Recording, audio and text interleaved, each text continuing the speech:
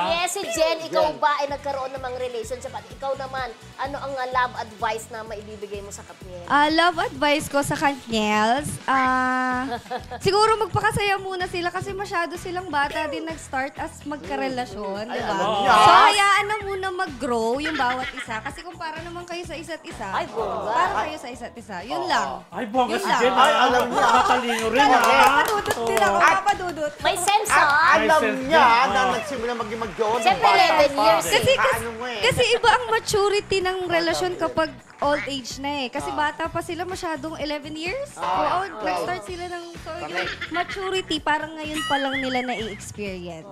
So, Parang 16 sila nag-start. Oo, ang aga eh, ang aga. Pero alam mo, Jen, tawag dito, kung sa Kim Si naman, yung kabiba mo, si Sian Oo, Lim. iwalay O, na tsaka rin. si Kim Chu. Ganyan din bang masasabi mo?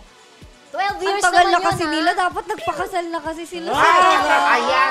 Yun ang sinasabi ko na... Kasi 12 years, sa totoo lang, ang dami nyo nang pwedeng gawin sa buhay sa loob ng 12 years.